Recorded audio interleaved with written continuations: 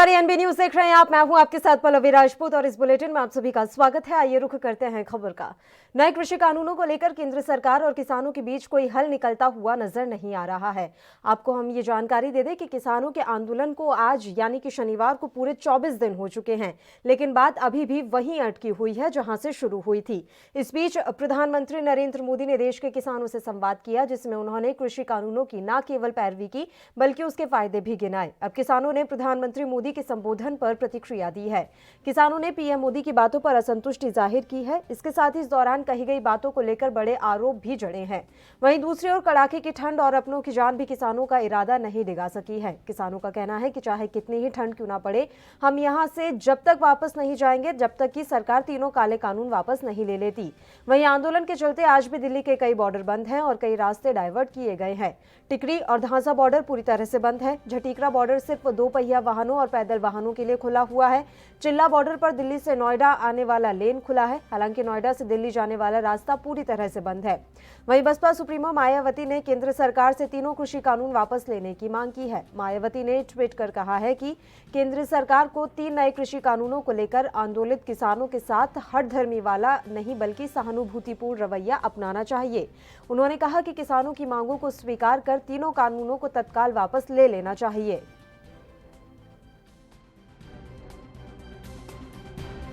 चली जाएगा ये तो चाहे 2 साल चली जावे, आज़ादी लेके मुड़ांगे। गांधी हुणा वांगू चरखा कत के नहीं आज़ादी मिलती। भगत सिंह उधम सिंह कुर्बानियां करके उकण असीं कुर्बानियां दे के आज़ादी लेके जानी है। अपने हक लेके मुड़ांगे, चाहे सानू 5 साल बैठना पै जावे। साडे कोल राशन पानी पूरा है, साडे कोल बंदोबस्त पूरा है, किसी कोलों असीं डरना नहीं, किसी कोलों घबराउणा नहीं। जे असीं भी कुर्बानियां कर दांगे किड्डी क गल आ। साडी आउण वाली पीढ़ी जनरेशन सानू पुछूगी भी तुसीं की कीता है। ठीक है कि नहीं? असीं अपनी हक्कां खातर पूरा जूझ के मरांगे, चाहे कुछ भी हो जाए, सानू गोलियां खाणियां पै जाण, कुछ भी करना पै जाए सानू। ये चरखा कत के आज़ादी नहीं मिलती। इत्थे इन्ना हज़ारे 6 महीने बैठा पिटी गया, किहने पुछना सीगा? असीं आज़ादियां लड़ के अपने सीनिਆਂ ਦੇ गोलियां खा के आज़ादी लैके मुड़ांगे। गांधी मोदी नूं मना के छड्डांगे, जद मन्नू जद हटांगे, चाहे 5 साल लग जाए। जिंदाबाद। मेरी भारतवासियों से एक अपील है, जब भी हम इकट्ठे होते हैं 4 भाई, तो हम भारत की राजनीति को लेकर बातें करते हैं। ये किसान आंदोलन एक जन आंदोलन के रूप में आ गया है और ये जो भारत की गंदी राजनीति है 47 के बाद, अभी इस 2020 में भारत में इस गंदी राजनीति को आज़ादी से भारत को आज़ाद दिलाने के लिए भारत देश की जो धरती है वो पुकार रही है सभी भारतवासियों को कि जात धर्म से ऊपर उठकर भारतवासियों, भारत के बशिंदों, मुझे बचा लो। भारत देश आपको पुकार रहा है। जो गंदी राजनीति है इससे नज़ाकत, इससे आज़ादी दिलाने का समय आ गया है। और ये जो बुजुर्ग पहले बोलकर हटे हैं, बिल्कुल हम आज़ादी लेकर जाएंगे। है किसान की भी आज़ादी है, किसान के साथ साथ सभी भारतीयों की आज़ादी का सवाल है। लेकिन कब तक ये डेडलॉक चलेगा? जो तोमर जी बोल रहे हैं, कहीं ना कहीं कांग्रेस पे उंगल उठा रहे हैं कि कांग्रेस बिल आई है। यदि कांग्रेस ले आती उसका भी हाल यही होता जो आज हो रहा है। सर ये जो बात आप बोल रहे हो कि कब तक चलोगे, सर ये सवाल आप सरकार से बोलो, मोदी सरकार से। मोदी सरकार के हाथ में है, तोमर खेतीबाड़ी मंत्री के हाथ में कुछ नहीं है। मोदी जी के और अमित शाह जी के हाथ में है कि कब तक हमको यहाँ सिंघू बॉर्डर पे बिठाना है। जो उनका फैसला होगा उस फैसले के मुताबिक हम अपना फैसला देंगे। पहल उनको दे रखी है। जो आपने सवाल किया था कि केंद्र सरकार इस बिल पे बात करने को तैयार है, आप क्यों नहीं कर रहे? पहले तो आप ये बताओ कि ये केंद्र सरकार का ये विषय नहीं है। हमारे संविधान में 3 लिस्ट होती हैं, स्टेट लिस्ट, सेंट्रल लिस्ट और कंकरेंट लिस्ट। ये स्टेट एग्रीकल्चर है, जो ये स्टेट का विषय है। इस पे केंद्र ने जो कानून बनाया है वो संविधान से हट के बनाया है। और अगर ऐसे ही सभी स्टेट के विषयों पे कानून इंटरफेयर करने लगेगी तो स्टेट के अधिकार कहाँ रह जाएंगे? स्टेट के तो पहले से ही इन्होंने जो अधिकार हैं वो पहले से ही स्टेटों को बिल्कुल ही, कानून बनाने का अधिकार तो केंद्र का ही होता है। केंद्र का नहीं, ये स्टेट का विषय है। स्टेट तो बाद में लाता है। स्टेट का विषय, स्टेट के विषय पे खेतीबाड़ी पे स्टेट जो गवर्नमेंट है वो कानून बनाती है। स्टेट के जो अधिकार है वो तो पहले से। तो किसानों के बयान आपने सुने और वो पूरी तरह से अडिग हैं और उनका साफ तौर पर कहना है कि हर हाल में इन कानूनों को वापस कराकर ही हम दम लेंगे और उसी के बाद ये आंदोलन खत्म होगा। इस मसले पर चर्चा के लिए समय 2 मेहमान फोन लाइन पर हमारे साथ जुड़ गए हैं। आरपी रतूड़ी जी जो कि कांग्रेस से ताल्लुकात रखते हैं, वहीं भारतीय जनता पार्टी से उमेद सिंह जी इस समय फोन लाइन पर हमारे साथ मौजूद है। आप दोनों का बहुत बहुत स्वागत है एएनबी न्यूज पर।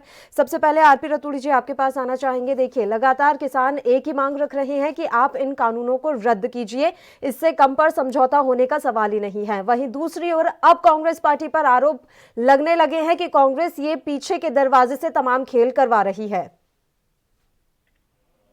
लवी जी, भारतीय जनता पार्टी की आखिर में ये जिद क्यों है? आप जिस किसान के लिए कानून बना रहे हैं उस किसान को अगर वो पसंद नहीं तो आप जिद क्यों कर रहे हैं? आप जनता के लिए बनी हुई सरकार है, जनता द्वारा बनी हुई सरकार है, तो आप हठधर्मी क्यों कर रहे हैं? ये कोई हिटलर शाही नहीं है, लोकतंत्र देश है। अगर उनको पसंद नहीं है तो आप वापस ले लीजिए। आपने किसानों को पहले भरोसे में क्यों नहीं लिया, विश्वास में क्यों नहीं लिया? और जब छात्रों का आंदोलन होता है तो वो टुकड़े टुकड़े गैंग, तब भी कांग्रेसी। अगर युवा रोजगार के लिए आंदोलन करते हैं तो वो नेक्सलाइट होते हैं, तो भी वो कांग्रेसी। अब किसान अगर सड़कों पर अपने हकों के लिए तो भी कांग्रेसी। तो इसका मतलब तो सीधा हुआ कि जो लोगों की शंका थी कि आप केवल ईवीएम से सरकार में आए, जनता आपके साथ नहीं, किसान आपके साथ नहीं, युवा आपके साथ नहीं, छात्र आपके साथ नहीं, तो आपको वोट किसने दिया? सवाल तो ये पैदा हो गया अब कि आपके साथ जब कोई नहीं है तो आखिर आप जीते कैसे? और अगर आप जीते हैं तो इस जनता के माध्यम से जीते हैं। आपने सरकार बनाई तो जनता के द्वारा बनाए, तो आप जनता के हितों की रक्षा करेंगे या अडानी अंबानी की रक्षा करेंगे? वो बार बार कह तो रहे हैं, कृषि मंत्री लगातार बयान दे रहे हैं कि अरे आप बातचीत के लिए तो आइए। अब ये किस तरह की जिद हुई कि नहीं पहले तो आप काले कानून रद्द कीजिए, उसके बाद ही आगे की बातचीत हो पाएगी? सर फिर तो बातचीत का औचित्य ही क्या रह गया? जब काले कानून रद्द ही हो जाएंगे तो फिर बातचीत किस बात की? नहीं पल्लवी जी, आखिर कृषि मंत्री जी झुक रहे हैं तो इसका मतलब तो सीधा सीधा है, संदेश है कि वो कानून में खामियां हैं।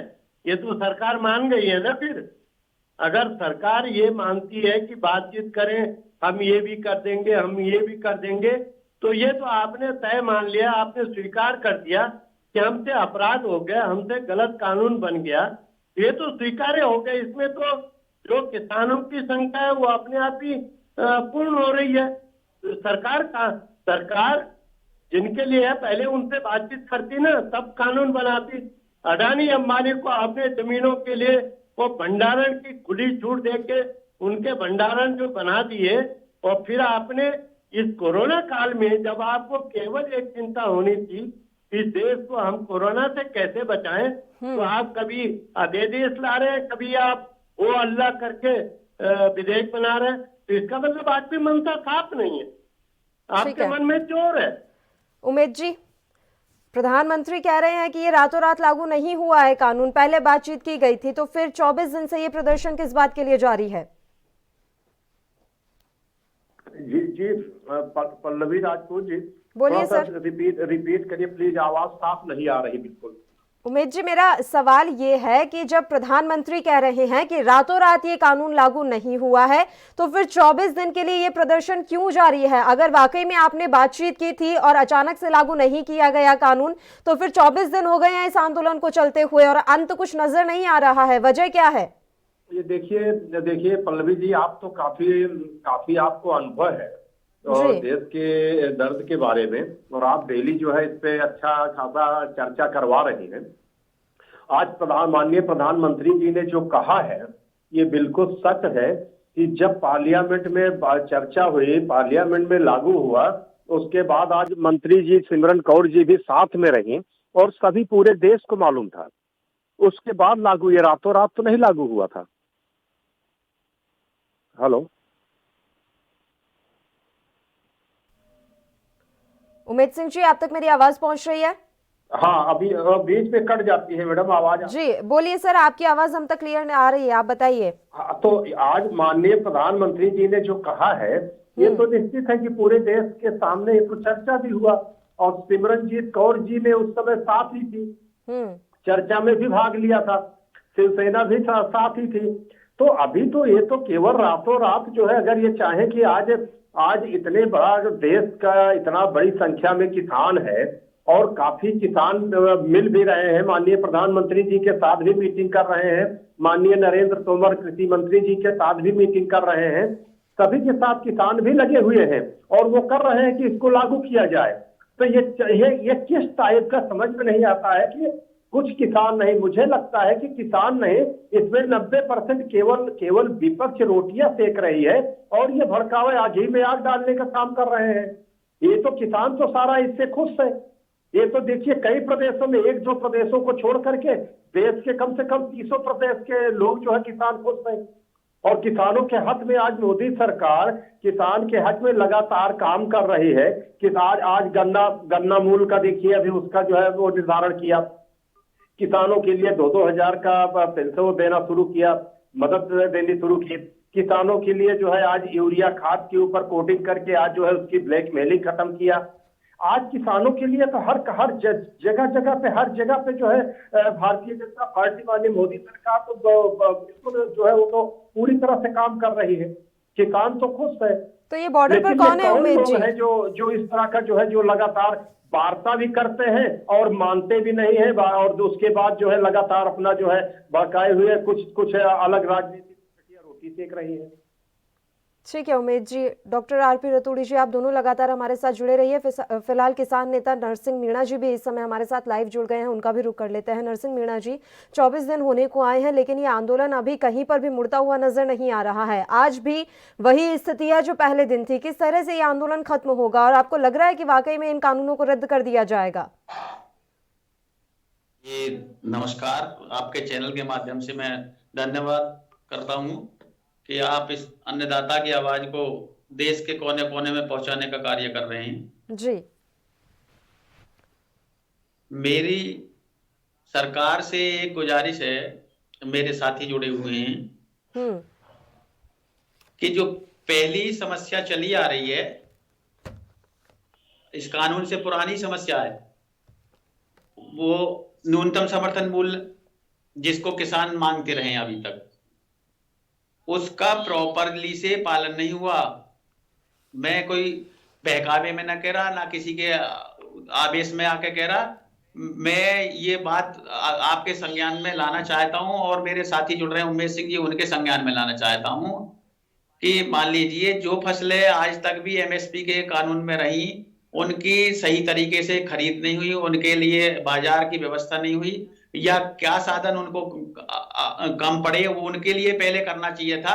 वो व्यवस्था ही लचर है, पंगु है, वो नहीं चल पाई। मान लीजिए आज मक्का है, आज मेरे पास में ही पड़ी है कुछ थोड़ी सी मक्का, मैं बहुत छोटा सा किसान हूं। अब मुझे ये समझ में नहीं आ रहा कि मैं अपनी मक्का को कौन से बाजार में, कौन सी मंडी में ले जाके पहुंचूं कि जहां मुझे इसका समर्थन मूल्य हासिल हो। भाई यहाँ तो मंडियों में वही 1000, 800, 900 रुपए के रेट है, और जून से मेरे हाथ में मक्का है, वो जून से मैंने पहले उसको घर में छिपा के रखा, मैं कब तक इसको छाती से लगा के रखूं। अब मेरे पास में पशु बांधने के लिए अंदर सर्दी में जगह नहीं है, तो मैंने उसको चौड़े मैदान में रख रखा है। आप मेरा सर्वे करा दीजिए, मैं विनती कर रहा हूं, आपको साथी बैठे हैं, तो जो बात चालू नहीं है अभी पुरानी, उसमें नया और जोड़ दे तो ये बहुत गलत हुआ है। सरासर किसान के साथ में एक तरीका से झुंझुना पकड़ाना है और उनको खामा खा का रास्ता दिखाना है। मेरा मानना ये है कि अभी नए कानून से तो जब वाफिक होंगे जब पुराने कानून नहीं जोड़ पा रहे। और दूसरी बात, 24 दिन के बाद भी सरकार देश के बाहर और इधर के कोने में जहां भाजपा शासित प्रदेश हैं, और उनसे तो वीडियो कॉन्फ्रेंस के लिए समय है। जो हमारे साथी, जो किसान भाई सड़क पर पड़े हैं, चौड़े मैदान में हैं, सर्दी में हैं, और 20-25 लोग अपनी जान गंवा चुके हैं, उनसे समय नहीं है। या तो इनके मन में ये लोग सब आतंकवादी और बेकार की चीज है, या इस देश के वासी नहीं है, इनको अधिकार नहीं है, या अधिकार है तो इनसे बात क्यों नहीं की जा रही। जो कार्य देखिए संसद के अंदर नरसिंह होना जी, था। पूरा देश इस समय किसानों के साथ है जो कि इस समय आंदोलनरत हैं। पहले आप भी ये बात जान रहे हैं कि आज तक ऐसा नहीं हुआ है कि एमएसपी को लेकर कोई कानून अलग से बना हुआ हो। बावजूद इसके सरकार इसके लिए तैयार है कि वो लिखित में गारंटी दे रही है कि आपके एमएसपी के साथ छेड़छाड़ नहीं होगी। इसके अलावा कृषि मंत्री कह रहे हैं कि अरे आप आइए तो सही, एक सेकंड नरसिंह जी, ये कह रहे हैं कि आप आइए तो सही, जिस पॉइंट में आपको कमी लग रही है उस पॉइंट पर हम संशोधन करने के लिए तैयार हैं। तो फिर अगर बातचीत से रास्ता निकलेगा ही नहीं तो फिर क्या रास्ता है? सर देखिए, आप भी जिंदगी भर के लिए आंदोलन पर नहीं बैठ सकते हैं, एक ना एक दिन आपको भी बातचीत करनी ही होगी, तो बातचीत का रास्ता क्यों छोड़ा जा रहा है? मना किया है सरकार से बातचीत के लिए, किसी ने कोई मना नहीं किया। सरकार ने खुद अपना कम्युनिकेशन गैप किया है, उसको रास्ते को डाइवर्ट किया है। इन्होंने सरकार की कमी छिपाने के लिए संगठनों से बात करना छोड़ दिया, अलग अलग टुकड़ों में बात कर, कभी किसी से बात कर रहे हैं, कभी को राष्ट्रीय अनुसंधान कृषि केंद्र पूषा में बुला रहे हैं, किसी को गृह मंत्री जी के घर बुला रहे हैं, किन्हीं से कहीं बात कर रहे हैं, किसी को कह रहे हैं हमें इनसे बात करने की जरूरत नहीं है, कोई कहता है इनसे बात करने की जरूरत नहीं है। तो इन्होंने डिवाइड एंड रूल, फूट डालो की नीति से ये करना चाहते थे, वो चीज इन्हें हासिल नहीं हुई। उसमें विफल होने के बाद में अब ये अपनी पार्टी के कार्यकर्ताओं को उसमें प्रचार में लगा रहे हैं कि सरकार की खूबियों को जनता के बीच में ले जाओ कि ये कानून बहुत अच्छा है, ये कानून बहुत बढ़िया है, इसमें हम ये लाए हैं। मैं खुद कह रहा हूं, मेरा नाम लिख लीजिए, मेरा फोन नंबर दे दीजिए कि मैं अपनी मक्का को कौन सी मंडी में ले जाऊं। ठीक है, उमेश जी जुड़े हैं हमारे साथ, ये तमाम सवालों के जवाब उन्हीं से ले लेते हैं। उमेश जी, समस्याएं तो बतेरी हैं, किस तरह से आप निराकरण करेंगे? और वो तो कह रहे हैं कि ये जो गैप है, कम्युनिकेशन गैप है, वो आप लोगों की तरफ से ही लाया गया है, किसानों की तरफ से नहीं लाया गया है।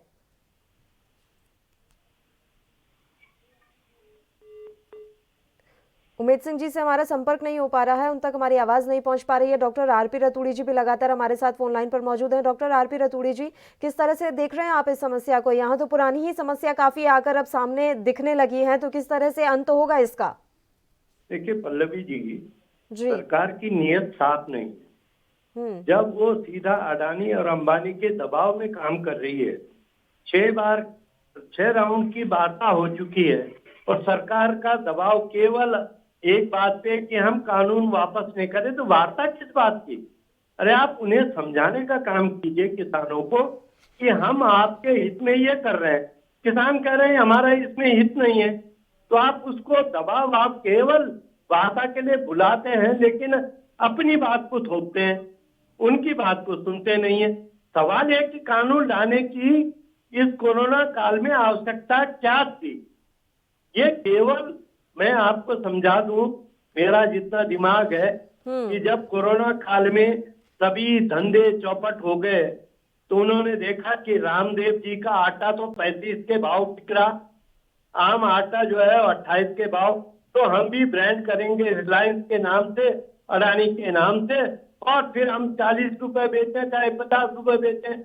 आखिर में किसान और उपभोक्ता ये दोनों का शोषण करके, इस देश का शोषण करके केवल 2 व्यक्तियों का उद्योगपति बनाने के लिए माननीय प्रधानमंत्री क्यों अड़ी गए? आप कच्छ में तो जा रहे हैं कौन से किसान से बात करने की? अरे किसान संघ बैठा है जिसे लोग अधिकृत मानते हैं, टिकैत आपका है, चाहे वो डॉक्टर रतूड़ी, प्रधानमंत्री कह रहे हैं कि माँ गंगा की तरह पवित्र है मेरी मंशा। देखिए, जिस तरह उनकी मंशा पवित्र है तो सारा देश जानता है कि वो देश को ठगना जानते हैं। 15 लाख के नाम पर 2 करोड़ युवाओं को रोजगार देने के नाम पर ठग के सत्ता में आए हुए व्यक्ति पर कैसे भरोसा करेगा किसान? वो कह रहे हैं कि हम लिखित में देंगे। अरे आप पे भरोसा करे कैसे? आपने तो 15 लाख देने की बात की, जरा वो खाता नंबर बता दे जिसमें 15 लाख आए हो। आप कानून में प्रावधान कर दो ना किसानों के लिए। जब आप कानून बना सकते हैं थोपने के लिए, तो आप उनके लिए प्रावधान, हम लिखित में क्यों करें? तो कोर्ट तो का सुप्रीम कोर्ट में कोई मामला जाएगा तो मंत्री के लिखे को कौन मानेगा? Supreme court. आप कानून में प्रावधान करें तो संसद द्वारा पारित होता है तो भरोसा कर देंगे किसान। आप उनको बरगला रहे हैं, आप उनको फिर दोबारा ठग रहे हैं, जैसे युवाओं को ठगा, गृहिणियों को ठगा कि हम आपके अच्छे दिन लाएंगे। कौन से अच्छे दिन आए पल्लवी जी? आप भी जानती, मैं भी जानता हूँ कि इस देश के कितने अच्छे दिन आए हैं। ये सारा देश जान रहा है। केवल अडानी अंबानी के अच्छे दिन आए कि कोरोना काल में भी वो उनकी पूंजी 170% बढ़ी है, सबकी घटी है, उद्योग घटे, रोजगार घटे हैं। तो उनकी संपत्ति कैसे बढ़ी, वो कैसे पूंजीपति बढ़े? तो आज भी केवल प्रधानमंत्री और भारतीय जनता पार्टी की सरकार अडानी और अंबानी के हितों की रक्षा कर रही है। किसान की अगर उनको चिंता होती तो आज 20-22 दिन किसान इस ठंड में वहां पर न होता। ठीक है नरसिंह जी, देखिए लगातार इस तरह की बातें आ रही हैं कि किसानों को बरगलाया जा रहा है, भड़काया जा रहा है। हालांकि किसान इन तमाम बातों को सिरे से नकार रहे हैं। अब सवाल ये उठता है कि जब सुप्रीम कोर्ट ने भी इनकार कर दिया है कि फिलहाल तो हम इस मामले में हस्तक्षेप नहीं करेंगे, तो रास्ता कैसे निकलेगा? क्योंकि सुप्रीम कोर्ट ने भी ये टिप्पणी की है कि बातचीत का रास्ता ही अपनाया जाना चाहिए, तभी जाकर आगे कुछ संभव हो पाएगा। हम भी चाहते हैं कि गतिरोध दूर होना चाहिए जी, और देश के अंदर जो एक अविश्वास का माहौल बना है ये जल्दी से खत्म होना चाहिए। पर ये जिम्मेदारी किसकी है? सरकार बच रही है अपनी जिम्मेदारी से। जब सरकार मुसीबत खड़ी कर सकती है किसानों के लिए, तो उसको खत्म करने का जिम्मा किसान का है। किसान अपनी बलिदान देता रहे, अपनी फांसी पर लटकता रहे, हत्या करता रहे, अपने ऐसे पिसता रहे, तो ये तो कानून लाते रहेंगे और उसको लगाते रहेंगे। अब कभी इन्होंने संसद में तो बहस कराई, अभी हमारे साथ ही बैठे हैं, कांग्रेस ने भी कभी इस चीज की जरूरत नहीं समझी कि आप हम इस अन्नदाता को मजबूत करें, इसको ऐसा करें कि भाई इसकी कमाई हम पूरा देश खाता है, पूरा संसार खाता है, तो इसको कहीं ना कहीं इसके बच्चे भी 2 वक्त की रोटी आराम से खा सकें, इसको खाना मिल सके, इसको पहनना मिल सके, इसकी भी जरूरत है। ये भी कभी आप ये मान तो रहे हैं ना नरसिंह मीणा जी की चाहे सरकार किसी की भी हो, किसी ने ज्यादा कुछ किया नहीं है किसानों के लिए। भले ही अभी तमाम विपक्षी पार्टियां जो है आप लोगों के साथ झंडा लिए खड़ी हैं, लेकिन हकीकत तो यही है। इनके बदले में इसीलिए तो लाए, ये करते तो फिर चिंता क्यों होती? ये भी अपने समय में आंख मीच कर बैठे रहे। और जिस तरह से वायरल हुई थी कांग्रेस की चिट्ठी, जिसमें ये साफ तौर पर दिखाया जा रहा था कि अपने समय में यूपीए भी इसी तरह का कानून लाना चाह रही थी, इसको लेकर क्या कहेंगे? कहीं ना कहीं जिस तरह से राजनीतिक पार्टियां आपका साथ दे रही हैं, वो तो राजनीति हुई कोरी। देखो, हम ना बीजेपी के शत्रु हैं ना कांग्रेस के शत्रु हैं, हम केवल विचारधारा के शत्रु हैं। जो हम पर प्रहार करेगा हम उसको बख्शेंगे नहीं, हम अपना अधिकार मांगेंगे।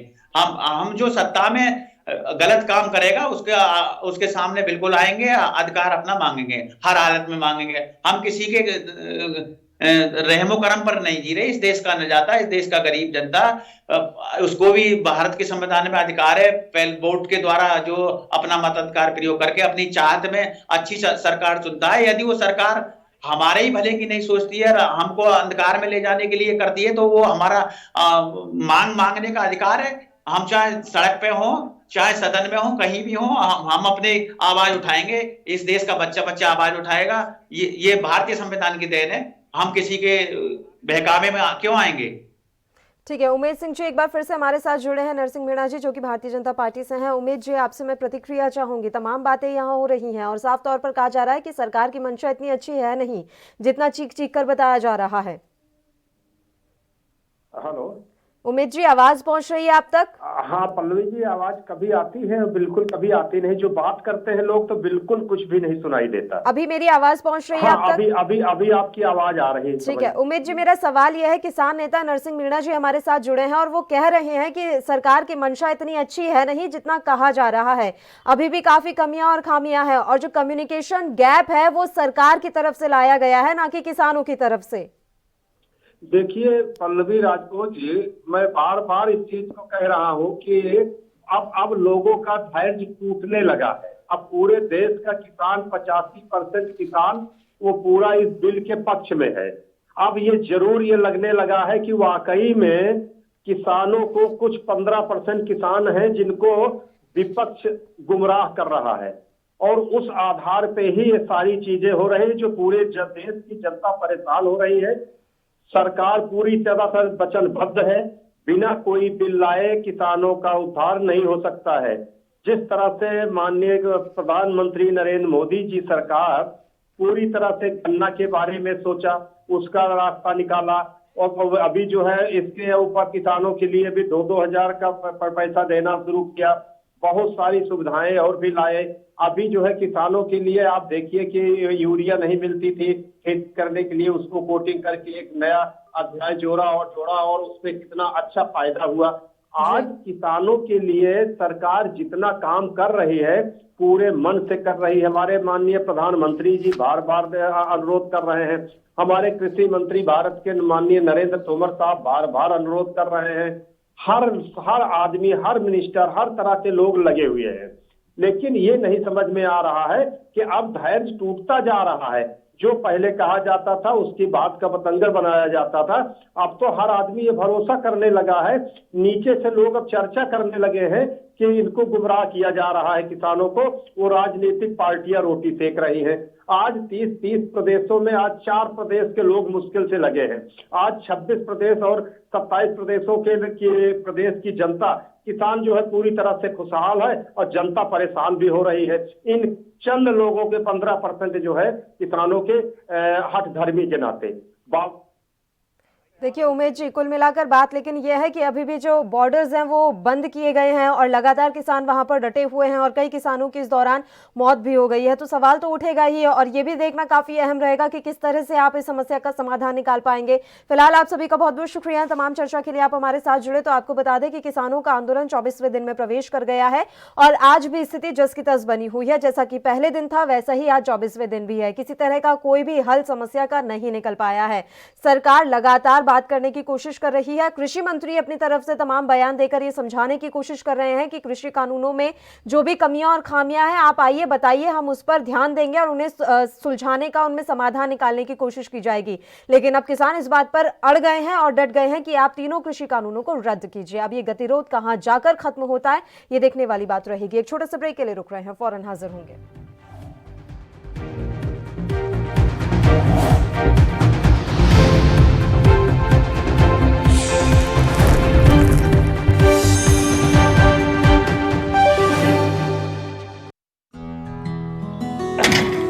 बस करो माल साहब, ਤੁਸੀਂ ਰੈਡੀ ਹੋ ਕੇ ਫਿਰ ਸ਼ੁਰੂ ਹੋ ਗਏ। ਤੁਹਾਡੀ ਵੀ ਨਾ એનર્ਜੀ ਨਹੀਂ ਖਤਮ ਹੁੰਦੀ। ਸਤਿ ਸ਼੍ਰੀ ਅਕਾਲ ਫੁੱਫੜ ਜੀ। ਓਏ ਸਤਿ ਸ਼੍ਰੀ ਅਕਾਲ। ਓਏ 8 ਵਜੇ ਦਾ ਕਹਿ ਕੇ 11 ਵਜੇ ਆਤੇ ਤੁਸੀਂ ਫੁੱਫੜ ਜੀ ਅੱਖ ਹੀ ਨਹੀਂ ਖੁੱਲਦੀ। ਥੱਕਿਆ ਜਿਹਾ ਸਰੀਰ ਰਹਿੰਦਾ। ਤੁਹਾਡੇ 'ਚ ਇਸ ਉਮਰੇ ਵੀ ਪੂਰੀ ਫੁਰਤੀ ਹੈ। ਓਏ ਮੇਰੀ ਫੁਰਤੀ ਦਾ ਰਾਜ਼ ਹੈ ਵੈਦਵਾਨ ਦਾ X+ ਮਰਦਾਨਾ ਕੋਰਸ ਤੇ ਪਿਛਲੇ 30 ਵਰਿਆਂ ਤੋਂ ਇਹੀ ਹੈ ਮੇਰੀ ਸਿਹਤ ਦਾ ਰਾਜ਼। ਇਮਿਊਨਿਟੀ ਵਧਾਉਣ ਦੇ ਨਾਲ ਮਰਦਾਨਾ ਤਾਕਤ ਲਈ ਇਹੀ ਰਾਮਬਾਣ। ਚੁਸਤੀ ਫੁਰਤੀ ਤੇ ਜੋਸ਼ ਵਧਾਉਣ ਲਈ ਤੁਸੀਂ ਵੀ ਅੱਜ ਹੀ ਸ਼ੁਰੂ ਕਰੋ X+ ਮਰਦਾਨਾ ਕੋਰਸ।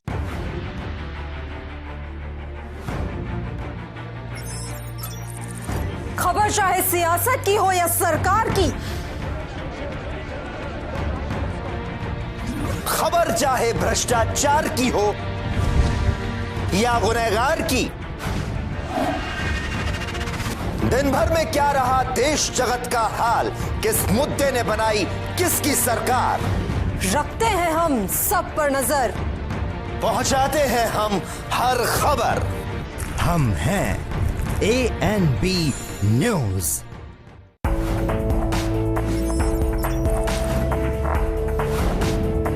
कम ब्रेक और ज्यादा खबरों के साथ देखिए ANB news in channel number पर।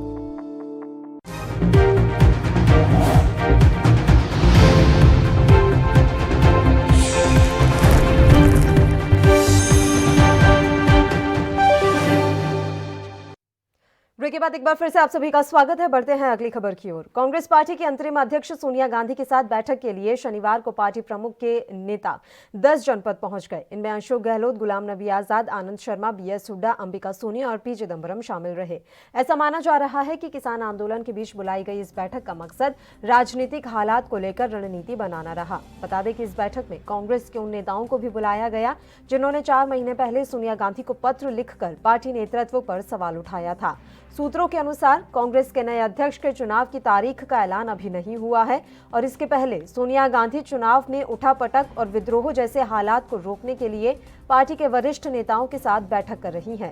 साथ ही इस बात की भी संभावना जताई गई है कि इन बैठकों में सरकार को घेरने के मसले पर भी मंत्रणा होगी।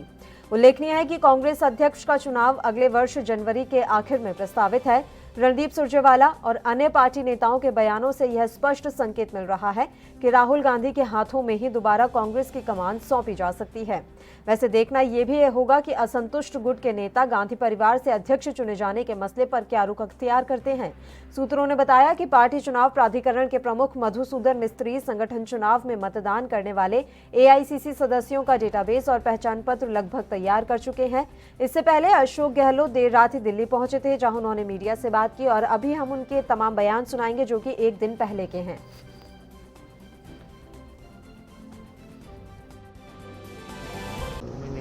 कहा है कि भाई उनके आशीर्वाद से, उनकी दुआओं से हम लोगों ने 2 साल तक तो शासन किया है। जो वादे किए उन्हें आधे वादे पूरे हमने किए हैं। जबकि आचार संहिता लागू हुई थी रस्ते में, कोरोना अलग आ गया, तब भी हमने कमी नहीं रखी और कोरोना में भी मिसाल काम हुआ राजस्थान। स्वास्थ्य सेवाओं में भी अच्छा बन गया, इंफ्रास्ट्रक्चर बन गया। तो मैं समझता हूँ कुल मिला के बहुत अच्छा होगी तो बताएंगे आपको। कल मीटिंग है, कल बातचीत करेंगे, अभी प्लानिंग क्या है। काफ़ी लंबे अरसे बाद मीटिंग हो रही है। वीडियो कॉन्फ्रेंसिंग से तो मीटिंग हुई है, पर फिजिकली मीटिंग कल हम लोग सब मिलेंगे। तो नेशनल जो जिस तरीके से राजनीतिक हालात बने हुए हैं, कृषि आंदोलन चल रहा है किसानों का, उसको लेकर किसानों का आंदोलन तो सबको उद्दलित किया हुआ है। राहुल गांधी बराबर बोल। कांग्रेस पार्टी की अंतरिम अध्यक्ष सोनिया गांधी के साथ बैठक के लिए शनिवार को पार्टी के प्रमुख नेता 10 जनपद पहुंचे और आपको बता दें कि बैठक संपन्न हो चुकी है। बैठक में तमाम अहम मुद्दों पर चर्चा की गई है। कांग्रेस में अंदरूनी कलह और नेतृत्व संकट के बीच पार्टी के नए अध्यक्ष को चुनने की प्रक्रिया भी अब शुरू होने वाली है। कांग्रेस के प्रवक्ता रणदीप सुरजेवाला ने कहा कि कांग्रेस के अध्यक्ष सोनिया गांधी नए अध्यक्ष के चुनाव के लिए पार्टी के वरिष्ठ नेताओं से ये बातचीत कर रही हैं। आपको बता दें कि शनिवार यानी कि आज हुई बातचीत और मुलाकात का यह दौर अगले 10 दिन तक चलने वाला है और सोनिया गांधी पार्टी के वरिष्ठ नेताओं के साथ ही बैठक करेंगी। सुरजेवाला ने शुक्रवार को जोर देकर कहा था कि 99% नेता चाहते हैं कि राहुल गांधी ही पार्टी अध्यक्ष के रूप में वापसी करें।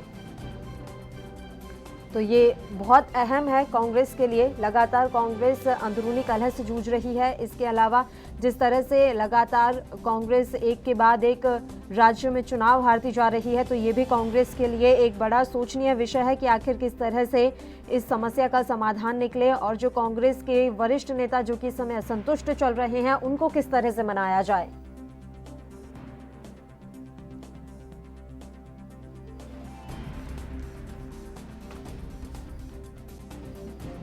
कांग्रेस पार्टी की अंतरिम अध्यक्ष सोनिया गांधी अपना शायद अब पद छोड़ दें, इस तरह की संभावना भी जताई जा रही है। आज जो बैठक हुई है उस बैठक के बाद कई अहम कयास लगाए जा रहे हैं और ये माना जा रहा है कि एक बार फिर से पार्टी अध्यक्ष के पद पर ताजपोशी हो सकती है राहुल गांधी की, क्योंकि लगातार ये बात कही जा रही है कि राहुल गांधी को फिर से अध्यक्ष बनाने को लेकर तमाम नेता इच्छुक हैं। वो पार्टी के आज उन 23 नेताओं से भी मिली हैं जिन्होंने अगस्त महीने में चिट्ठी लिखकर बड़ा हंगामा खड़ा कर दिया था। कहा जा रहा है कि वो कांग्रेस को नया अध्यक्ष देने का मन बना चुकी हैं और इस मीटिंग में उन्होंने ग्रुप 23 को अपनी भावना से भी अवगत करवाया है। अब ऐसे में सवाल ये भी उठता है कि आखिर स्थानीय निकायों से लेकर राज्य विधानसभाओं के चुनावों में लगातार मिल रही हार के दौर में पार्टी में नई जान फूंकने की बेहद चुनौतीपूर्ण जिम्मेदारी किसके कंधों पर दी जा सकती है। आखिर सोनिया गांधी कांग्रेस पार्टी के नेतृत्व के लिए किस पर भरोसा जताएंगी? ये तमाम सवाल इसलिए उठ रहे हैं क्योंकि राहुल गांधी के बारे में कहा जा रहा है कि वो मान मनोबल के तमाम प्रयासों के बावजूद अब भी कांग्रेस के अध्यक्ष बनने को राजी नहीं है। वहीं दूसरी तरफ अगस्त महीने में ही 23 बड़े नेताओं ने पार्टी में आमूलचूल परिवर्तन की मांग वाला पत्र लिखकर सोनिया गांधी पर दबाव बढ़ा दिया था। तब से कांग्रेस के ग्रुप 23 कहे जाने वालों में शामिल गुलाम नबी आजाद और कपिल सिब्बल जैसे नेताओं ने भी पार्टी नेतृत्व से चुभते सवाल पूछने बंद नहीं किए।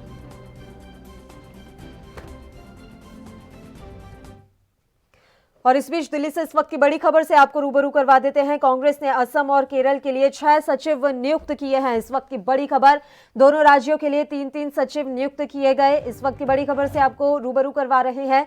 संबंधित प्रभारी महासचिवों के सहयोगी की भूमिका में होंगे।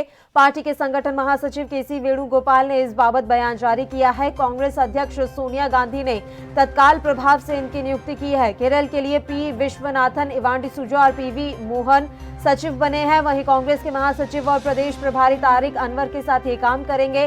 दोनों राज्यों के लिए 3-3 सचिव नियुक्त किए गए हैं। इस वक्त की बड़ी खबर, कांग्रेस ने असम और केरल के लिए 6 सचिव की नियुक्ति कर दी है। दोनों राज्यों के लिए 3-3 सचिव नियुक्त किए गए हैं। ये बड़ी जानकारी हम आप तक पहुंचा रहे हैं। संबंधित प्रभारी महासचिवों के सहयोगी की भूमिका में होंगे। पार्टी के संगठन महासचिव केसी वेणुगोपाल ने इस बाबत अपना बयान भी जारी किया है। कांग्रेस अध्यक्ष सोनिया गांधी ने तत्काल प्रभाव से इनकी नियुक्ति कर दी है। केरल के लिए पी विश्वनाथन, इवान डिसूजा और पीवी मोहन सचिव बने हैं। वहीं कांग्रेस के महासचिव और प्रदेश प्रभारी तारिक अनवर के साथ ये काम करेंगे। दोनों राज्यों के लिए यानी कि असम और केरल के लिए 3-3 सचिव की नियुक्ति की गई है। असम और केरल में बड़ा यहां पर अब बदलाव कांग्रेस कर रही है, जहां दोनों राज्यों के लिए 3-3 सचिव नियुक्त किए गए।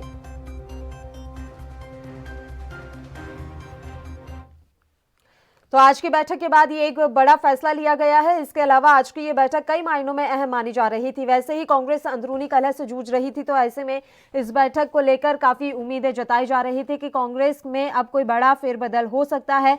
हम आपको जानकारी दे दें कि लगातार ये बातें कही जा रही थी कि कांग्रेस में आपसी फूट कहीं आगे चलकर उन पर भारी ना पड़ जाए। ऐसे में अब डैमेज कंट्रोल की कवायद जो है सोनिया गांधी ने अपनी तरफ से शुरू कर दी है। हाल ही में विधानसभा चुनाव से गुजरे देश के उत्तरी राज्य बिहार में कांग्रेस के साथी दल रहे राष्ट्रीय जनता दल के दिग्गज नेता शिवानंद तिवारी भी लगातार कांग्रेस पर हमला बोलते हुए नजर आए। उन्होंने कहा था कि ऐसी किसी संभावना पर भरोसा करने वालों की तादाद कांग्रेस पार्टी के अंदर या बाहर काफी कम है। संभवतः इसलिए राहुल गांधी पर हमलावर हैं, ताकि सोनिया पर गठबंधन के साथियों की भावना के दबाव में आकर कोई कड़ा और बड़ा फैसला करने की संभावना बन सके।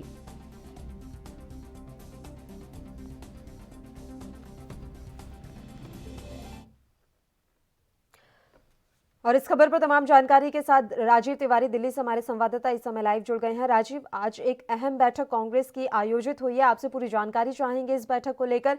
क्या कुछ खास इस बैठक में रहा?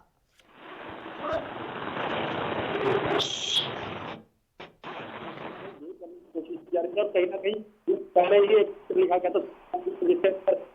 था कांग्रेस अंदर जो कला है, यानी कहीं ना कहीं अंदर जो कह सकते हैं गठजोड़ जो कहीं ना कहीं खराब होता जा रहा है, उसको कहीं ना कहीं सुधारने की जरूरत है। मगर आज सोनिया गांधी ने कहीं ना कहीं बैठक की है। बैठक के अंदर स्पष्ट कर दिया जाएगा कि किस तरीके से नए पद नियुक्त किए जाएंगे या फिर अध्यक्ष पद किसको दिया जाएगा। जी बिल्कुल राजीव, ये भी जानकारी मिल रही है कि लगातार इस तरह की कोशिशें की जा रही हैं कि जो 23 असंतुष्ट नेता थे उन्हें मनाने की कोशिश हो जाए, क्योंकि वरिष्ठ नेता हैं वो कांग्रेस के। ऐसे में उनकी नाराजगी भारी पड़ सकती है कांग्रेस को। देखिए, बिल्कुल सही कहा आपने। एक चीज जरूर स्पष्ट है कि जिस तरीके से 23 जो वरिष्ठ नेता थे कांग्रेस के, वो कहीं ना कहीं नाराज थे और उन्होंने ही पत्र लिखा था सोनिया गांधी को कि अध्यक्ष पद के लिए कहीं ना कहीं किसी और को चुना जाए, ताकि जो रणनीति है युवा उनसे नाराज है उसको कहीं ना कहीं मनाया जा सके। मगर देखना है कि जिस तरीके से आप रणनीति बनाई जा रही है, वो कहीं ना कहीं देखना है कि किस तरीके से कांग्रेस जो अपने आप को कमजोर महसूस कर रही थी, अब वो किस तरीके से उभर कर आ सकती है सामने, क्योंकि युवा को अपनी तरफ किस तरीके से खींचा जाए। और यहाँ तक कि ये भी आशंका लगाई जा रही है कि राहुल गांधी को दोबारा अध्यक्ष पद पर आना चाहिए। बिल्कुल, लेकिन ये जानकारी मिल रही है कि तमाम मान मनोबल करने के बाद भी राहुल गांधी राजी नहीं हो रहे हैं अध्यक्ष पद संभालने के लिए। वो लगातार इनकार कर रहे हैं कि वो अब राष्ट्रीय अध्यक्ष का पद नहीं संभालेंगे। देखिए, बिल्कुल जिस तरीके से पहले भी जो बैठकें हुई थी उसके अंदर भी राहुल गांधी ने खुद मना किया था कि अब वो अध्यक्ष पद नहीं चुनेंगे। और कहीं ना कहीं अभी वो ये कह रहे कि हम अध्यक्ष पद नहीं चुनेंगे, क्योंकि गांधी परिवार से कोई भी अध्यक्ष पद अब नहीं आएगा, कोई और अध्यक्ष पद नहीं चुना जाएगा। मगर देखना है पार्टी के अंदर से किसका चुना जाता है, क्योंकि सोनिया गांधी जरूर मंथन कर रही है, कहीं कोशिश की जाएगी कि बैठक के अंदर किस तरीके से अध्यक्ष पद या फिर जो पार्टी जो पद है वो किस तरीके से युवाओं को खींचने के लिए कारगर होंगे, और जहाँ तक की पार्टी के जो कार्यकर्ता है उन लोगों को किस तरीके से पद दिए जाएंगे। मतलब जो 23 नेताओं की बात करी जाए जिन्होंने पत्र लिखा था, वो कहीं ना कहीं इस बैठक के अंदर शामिल है और उनको भी समझाया जाएगा कि किस तरीके से सारी प्रक्रिया की जाएगी, या उनमें से भी कुछ चुनाव कैद किए जा सकते हैं। बिल्कुल, बहुत बहुत शुक्रिया राजीव, तमाम जानकारी आपने हम तक पहुंचाई। तो आपको बता दें कि कांग्रेस ने आज एक अहम बैठक का आयोजन किया और इस बैठक के बाद तमाम कयास लगाए जा जा रहे हैं और ये कहा जा रहा है कि जल्द ही जो प्रक्रिया है नया अध्यक्ष चुनने की वो शुरू की जा सकती है। सैफ खान कांग्रेस के प्रवक्ता इस समय फोन लाइन पर हमारे साथ जुड़ गए हैं, सीधा उन्हीं का रुख कर लेते हैं। सैफ खान जी, देखिए लगातार राज्य दर राज्य हार हुई है कांग्रेस के और करारी शिकस्त का सामना कांग्रेस को करना पड़ा है। स्थानीय निकायों से लेकर राज्य विधानसभा के चुनावों में लगातार जिस तरह से कांग्रेस को हार का मुंह देखना पड़ा है, ऐसे में अब पार्टी में नए जान फूंकने की जिम्मेदारी किसके कंधों पर दी जा सकती है? सबसे पहले पल्लवी, आपने जो ये शुरुआत की यही गलत शुरुआत की कि आपने राज्य में जो है हार, आप 2.5-3 साल का अगर आप रिकॉर्ड निकाल के देखें, मैं फिर बताना चाहूंगा आपको, मध्य प्रदेश, छत्तीसगढ़, राजस्थान, महाराष्ट्र, ये सब वो जगहें हैं जहाँ पे इंडियन नेशनल कांग्रेस। मध्य प्रदेश में बीच में आप चले गए सर, महाराष्ट्र में आप गठबंधन में हैं अकेला, आपका वहां पर भी कोई वजूद नहीं है। राजस्थान में हमेशा से सत्ता परिवर्तन की परंपरा रही है, ये भी आप भली भांति जानते हैं। अब बचा छत्तीसगढ़, इसके लिए आप कह सकते हैं कि हाँ छत्तीसगढ़ में आपने खुद ने झंडा गाड़ा है सर। चलिए पल्लवी, आपने एक्सेप्ट तो किया कि जो है छत्तीसगढ़ में जो लेकिन एक राज्य, पूरे देश में सिर्फ एक राज्य। सुनिए आप थोड़ा अभी ध्यान रखिए, आपने जो सवाल उसका जवाब देने का मौका तो मैंने जी आपको बोलिए सर बोलिए। चाहे गठबंधन और भारतीय जनता पार्टी का अगर आप ट्रैक रिकॉर्ड उठा के देखिए, इन 2.5-3 साल में कहीं इंडिपेंडेंट की सरकार बनाई नहीं है। अगर आप केंद्र की भारतीय जनता पार्टी की बात करती हैं, जो वहाँ कहीं पे भी, कहीं किसी भी राज्य में जो है इंडिपेंडेंट सरकार बनाने में विफल रही है Bharatiya Janata party. Indian national Congress का 2.5-3 साल का अगर आप प्रदर्शन की बात करते हैं, चाहे वो गठबंधन की बात करते हैं या चाहे आप वो इंडिपेंडेंट की बात करते हैं, तो हम जो है इलेक्शन जीत के इन 2.5-3 साल में दिखा चुके हैं। यहाँ तक कि आप गुजरात की बात करते हैं तो मोदी जी को उनकी विधानसभा गुजरात में हरवाई है। आप अमित शाह जी की बात करते हैं तो उनकी विधानसभा जो है वो हारे हैं वहां पे। तो कहने का मतलब ये है कि इंडियन नेशनल कांग्रेस का जो प्रदर्शन और परफॉर्मेंस रही है 2.5-3 साल की अगर आप उठा के देखें तो वो बहुत अच्छी रही। इस मीटिंग की प्रक्रिया जो है, ये कुछ शिकायतें जो ये सुनने में आ रही हैं, मैं आपको स्पष्ट करना चाहता हूँ, ऐसी कोई भी शिकायतें जो है किसी की तरफ से नहीं है। एक प्रक्रिया है और ये हमारा इंटरनल कांग्रेस का मैटर है जो हम सुलझा लेंगे, क्योंकि हमारा इंटरनल इलेक्शन ऐसे ही वो होते हैं और जो हम ये चुनते हैं, अपना अध्यक्ष चुनते हैं या फिर हम अपना जो भी पद अधिकारी हैं, हमारी ऐसी प्रक्रिया होती है जिसमें हम ये चुनते हैं और फिर जो है हम उसको फिर डिक्लेयर करते हैं जो प्रॉपरली होता है। तो ये हमारी अपनी प्रक्रिया है, इसमें दूसरे लोगों को ऐसी तकलीफ या ऐसी गलत सूचनाएं देने की कोई आवश्यकता नहीं है। और ये जो शुरुआत भी की थी आपने जो है, मुझे उस पर भी आपत्ति रही कि अब गलत प्रदर्शन या खराब प्रदर्शन रहा है। हम इंडियन नेशनल कांग्रेस का बहुत अच्छा प्रदर्शन जो है वो बिल्कुल रहा है। चाहे आप बिहार की भी बात करें, जहाँ पे 20-21 घंटे की काउंटिंग के बाद जो है अगर 8 या 12 सीटों की बात करते हैं, जो कोई जो है 14 वोटों से या कोई 110 वोटों से आगे पीछे रहा, तो हम जो है बहुत अच्छी प्रदर्शन हर जगह के ऊपर, हर स्टेट में हमने जो है करके दिखाई। और हम उम्मीद करते हैं कि ऐसा ही आगे चल के जो भी चुनाव आने वाला है या जो भी चुनाव आएगा, हम उसमें एक और बहुत अच्छा जो है प्रदर्शन रख पाएंगे। इस वरिष्ठ नेता जिन्होंने पत्र लिखा था और आमूलचूल परिवर्तन की मांग की थी, उनको लेकर क्या कुछ कहेंगे सैफ खान जी? आज की मीटिंग में क्या उन्हें साधने की कोशिश नहीं की गई?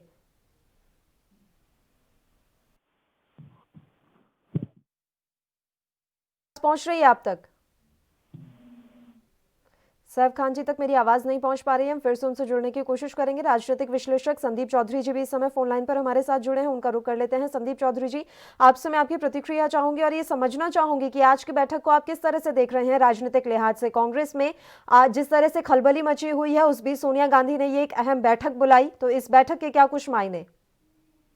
देखिए, तरीके से कांग्रेस पार्टी हाईकमान द्वारा ये बैठक है, इस चीज की काफी समय से मांग हो रही थी और लगातार कांग्रेस नेता चाहते हैं कि उनका हाईकमान इस तरीके की मीटिंग करे और एक मैसेज दे कि कांग्रेस पार्टी एक्टिव है पूरे तरीके से। और कांग्रेस पार्टी में आपको भी मालूम है, हमें भी मालूम है कि लगातार संगठन कमजोर हुआ है, तो संगठन को मजबूत करने की जरूरत है, नए लोगों को मौका देने की जरूरत है। और जो बीच बीच में एक आवाज उठती है, कभी नेतृत्व परिवर्तन के लिए, कभी दूसरी तरीके की चीजों के लिए, कभी परिवारवाद के लिए, तो मुझे लगता है उन सभी चीजों पे कांग्रेस पार्टी को मंथन करने की जरूरत है। जिस तरीके के देश के अंदर मुद्दे हैं उनको लेकर लेकर भी आज की तारीख में कांग्रेस पार्टी को मंथन करने की जरूरत है। जिस तरीके से किसानों का प्रोटेस्ट चल रहा है, जिस तरीके से इनका बिहार में प्रदर्शन रहा है, या आने वाले यूपी में क्या रणनीति रहने वाली है, उत्तराखंड में क्या रणनीति रहने वाली है, पंजाब में क्या रणनीति रहने वाली है, कांग्रेस पार्टी को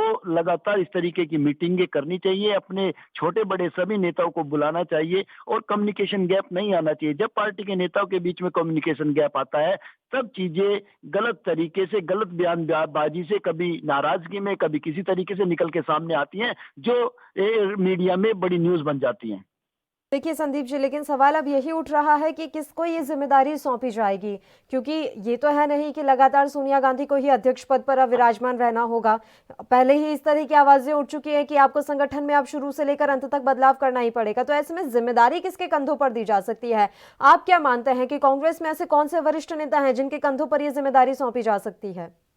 देखिए पल्लवी जी, जिम्मेदारी देने के लिए तो कांग्रेस पार्टी में एक लंबी लाइन है बड़े नेताओं की, किसी के भी कंधे पे आप जिम्मेदारी डाल सकते हैं। लेकिन सबसे जरूरी चीज है कि जिम्मेदारी के अलावा आप नीचे लेवल तक किस तरीके से काम करेंगे, प्रदेश में किस तरीके से काम करेंगे, जिलों में किस तरीके से काम करेंगे, वहां पे जो संगठन होगा वो किस तरीके का होगा, कितने निश्चित टाइम के बाद आपके संगठन में बदलाव होने चाहिए, नेक्स्ट किसको मौका दिया जाना चाहिए, और एक रणनीति होती है प्रॉपर तरीके से। चूंकि अकेला अध्यक्ष, आपने वो कहावत सुनी होगी, अकेला चना भाड़ नहीं फोड़ सकता, इसी तरीके से अकेला अध्यक्ष कायाकल्प नहीं कर सकता। पूरे संगठन को, पूरे लोगों को ताकत देनी पड़ेगी, सभी लोग मिलकर अच्छे से काम कर सकते हैं। रही बात राष्ट्रीय अध्यक्ष की, तो अभी तक सोनिया जी के पास रही है, राहुल जी के पास रही है, अलग अलग लोगों के पास अध्यक्ष पद रहा है और आगे भी ये किसी के भी पास रहे। लेकिन जरूरत है रणनीति की। रणनीति ऐसी हो कि बूथ लेवल से, जिला लेवल से, प्रदेश लेवल से होती हुई राष्ट्रीय लेवल तक चीजें आए और वो पारदर्शी तरीके से हो और मेहनत करने वाले लोगों को जिम्मेदारियां दी जाए। जो एसी रूम में बैठकर अपने महलों से राजनीति करना चाहते हैं, उन लोगों से पार्टी को बचना पड़ेगा। ठीक है, कांग्रेस के प्रवक्ता सैफ खान जी एक बार फिर से हमारे साथ फोन लाइन पर जुड़ गए हैं, उनका रुख कर लेते हैं। सैफ खान जी, मैं आपसे सवाल पूछ रही थी कि 23 वो वरिष्ठ नेता जिन्होंने पत्र लिखा था और सोनिया गांधी से मांग की थी कि आप संगठन में आमूलचूल परिवर्तन कीजिए, उन नेताओं को लेकर क्या कुछ कहना चाहेंगे? क्योंकि ये बात तो हम सब देख रहे हैं कि किस तरह से कपिल सिब्बल से लेकर गुलाम नबी आजाद लगातार बदलाव की मांग कर रहे हैं। देखिए, बदलाव हमेशा जो है जरूरी है और हमेशा रहता भी है, इसका ये मतलब नहीं है। मगर किसी ने भी जो है ये पत्र में ये नहीं लिखा है कि हमें जो है सोनिया गांधी जी नहीं चाहिए या हमें राहुल गांधी जी नहीं चाहिए अध्यक्ष पद के लिए। संगठन की मजबूती करने के लिए आवश्यक है, हर जितनी भी पॉलिटिकल पार्टीज हैं वो संगठन को और मजबूत करती हैं और हम मजबूत जो है और लोगों को, नए नए जो लोग हैं वो हमेशा जो हमारा सदस्यता अभियान चलता रहता है, हम जोड़ते रहते हैं और हमारे साथ में बहुत मजबूत जो है एक पूरे कार्यकर्ता जो है वो जुड़े हुए भी हैं, जिसकी वजह से मैंने अभी आपको परफॉर्मेंस का जो है 2.5-3 साल का बताया कि हर राज्य में जो है अगर आप ये देखें तो हम जो है जीत के आए हैं। अगर जैसे आपने कहा था पल्लवी के राजस्थान में जो है हर 5 साल में चेंज होने की प्रक्रिया है, तो आप उत्तर प्रदेश में जो भारतीय जनता पार्टी आई है उसको भी यही कहना चाहेंगे क्या? कहने का मतलब ये नहीं होता। परफॉर्मेंस का अगर आप बात करते हैं, परफॉर्मेंस की बात, हम इंडियन नेशनल कांग्रेस की अगर आप बात करते हैं तो हम जो है आश्वासन और हम ये यकीन रखते हैं अपने प्रोग्रेस के ऊपर, क्योंकि हमारे टाइम के ऊपर अगर आप जीडीपी ग्रोथ की बात करती हैं तो 10.8% 3 मरतबा छू चुकी थी, जो आज -23.9% पे है। हमारे टाइम पे बेरोजगारी थी, बिल्कुल मैं ये मानता हूँ, मगर 3.6% थी, जो आज बढ़ के 40% है। तो आप ये कह सकते हैं कि आप एग्रीकल्चर ग्रोथ की बात करते हैं, आप क्रेडिट ग्रोथ की बात करती हैं। हमारे टाइम पे जितनी भी अचीवमेंट्स हैं वर्ल्ड जो है वो तमाम बातें कांग्रेस चुनावों के समय क्यों नहीं समझा पाती है? जो आप मुझे यहाँ बैठकर सर समझा रहे हैं, ये तमाम बातें आप आम जनता तक क्यों नहीं पहुंचा पा रहे हैं? तभी तो बात आ जाती है कि कहीं ना कहीं संगठन में कमी है, आप अपने संगठन को ही मजबूत नहीं कर पा रहे हैं, बूथ लेवल तक लोगों तक नहीं पहुंच पा रहे हैं। तमाम बातें आप यहाँ कह रहे हैं, लेकिन लोगों तक ये बात पहुंचाने में कांग्रेस असफल क्यों हो रही है? अभी आपको 2.5-3 साल का जो है रिकॉर्ड बताया पल्लवी, अगर आप समझना नहीं चाहती हैं सर 2.5-3 साल का रिकॉर्ड आपने मुझे बताया है, लेकिन आप देखिए, आप ये भी तो समझिए, अभी आप देख लीजिए कितनी भारी मतों से लोकसभा चुनाव में जीत हुई है बीजेपी की। अब ये वाली चीज तो आप तब भी कह सकते थे। सैफ खान जी से हमारा संपर्क टूट गया, उन्होंने फोन डिस्कनेक्ट कर दिया है। संदीप चौधरी जी, देखिए लगातार कांग्रेस को लगता है कि वो बहुत अच्छा प्रदर्शन कर रहे हैं और 2.5-3 साल में वो जगह जगह से चुनाव जीत कर आए हैं। आप उनकी बातों से इत्तेफाक रखते हैं? क्या वाकई में इतना अच्छा प्रदर्शन रहा है कांग्रेस का?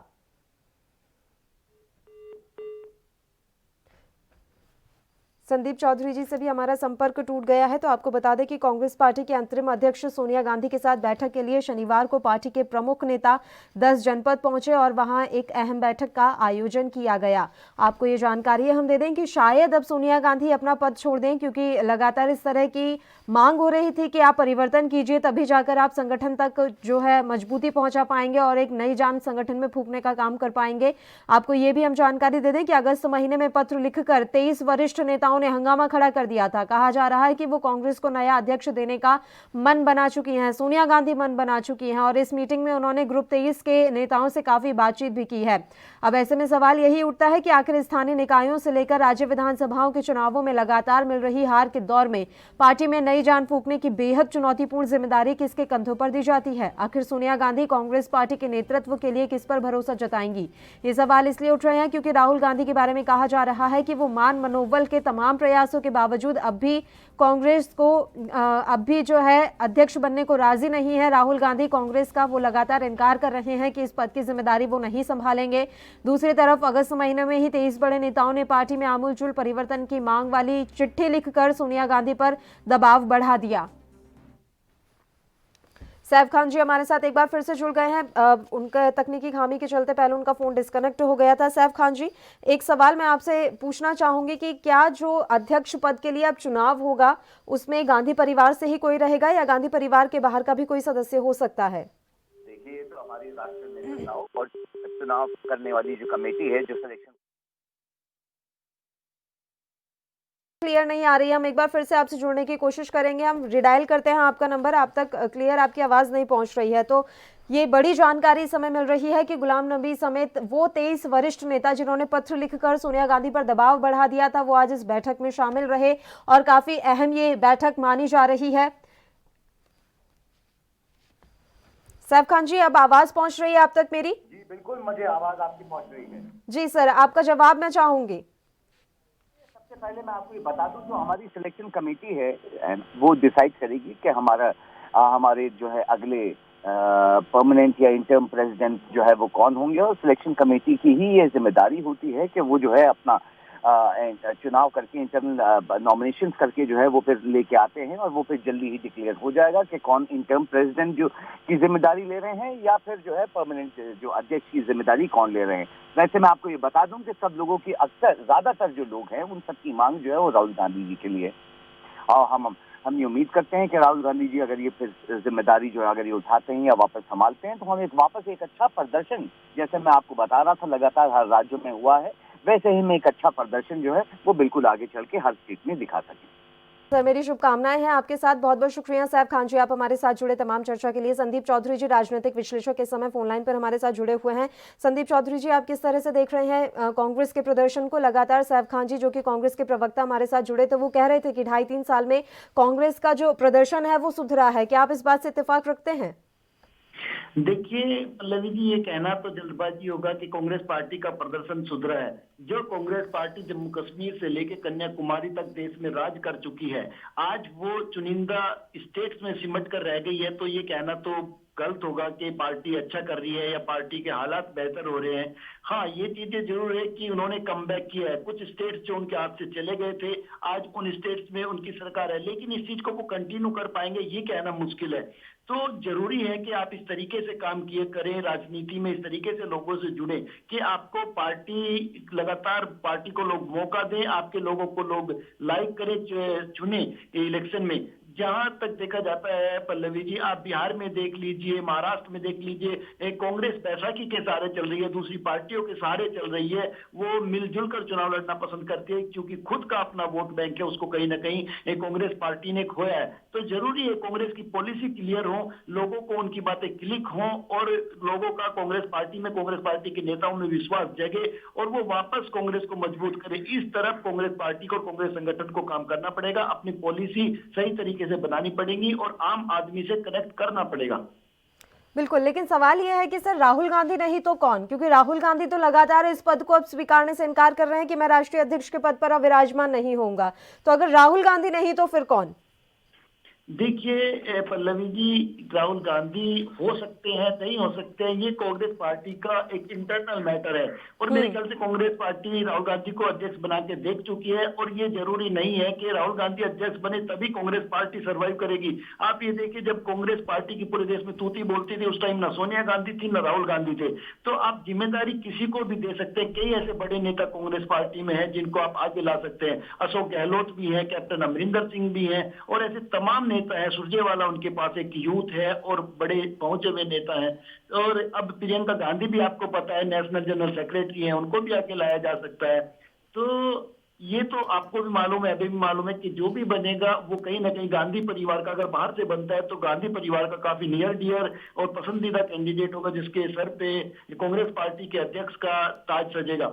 लेकिन अगर गांधी परिवार से भी रहता है तो पॉलिसी और टीम ऐसी बनानी पड़ेगी जो कांग्रेस पार्टी को नीचे से लेके ऊपर तक मजबूत कर सके।